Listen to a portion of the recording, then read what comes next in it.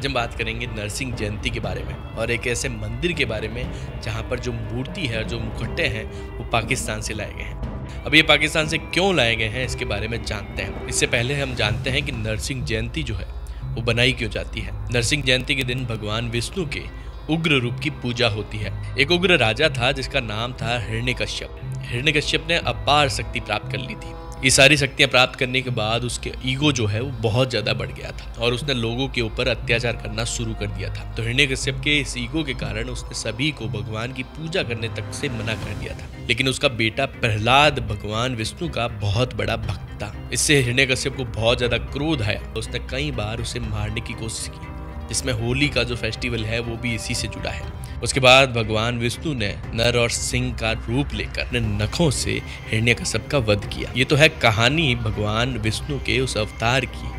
इसके बाद इसके कई मंदिर भारत के अंदर बने। तो मैं भी भारत के राजस्थान के बीकानेर के अंदर एक मंदिर में गया, उसकी कहानी को जाना। तो लोगों से पूछा तो उन्होंने बताया कि ये जो मंदिर है यहाँ साधुओं का डेरा हुआ करता था और बीकानेर जो है वो पहले मुल्तान और भारत का ट्रेड रूट था। मतलब जो भी व्यापार होता था वो इसी रूट के अंदर होता था। जब व्यापारी मुल्तान गए तो वापस आते समय एक नरसिंह भगवान की मूर्ति लेके आए और उस साधु को दी और उसकी पूजा शुरू की। कई सालों बाद वो वापस मुल्तान गए और वहां पर एक इवेंट होता देखा। और उस इवेंट को देखकर उन्होंने 2 मुल्तानी मिट्टी के मुखौटे भी यहाँ मंदिर में लाके दिए। यहाँ पर आज भी इन मुखौटों के साथ उसका मंचन किया जाता है। अब जानते हैं कि ये मूर्तियां जो है मुल्तान से ही क्यों लाई गई।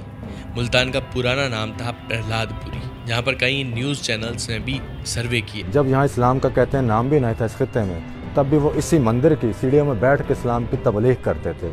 ये जगह उन्होंने क्यों चुनी? इसलिए चुनी कि दुनिया से लोग यहाँ यात्रा करने आते थे, कि this is the centre of Hinduism. और वहाँ पाया कि वहाँ विशाल नरसिंह भगवान का मंदिर था, जिसे तोड़कर आज एक मस्जिद का रूप दे दिया गया। तो भगवान नरसिंह के इस फेस्टिवल को राजस्थान आज भी निभा रहा है, क्योंकि ये मुल्तान के बिल्कुल पास था और यहाँ के लोग वहाँ जाया करते थे। उसे देखकर आज भी उस त्योहार को उसी तरीके से बनाते हैं जैसे कई सालों पहले बनाया जाता था। आपके शहर में नरसिंह जयंती कैसे बनाई जाती है, आप कमेंट में बताइए।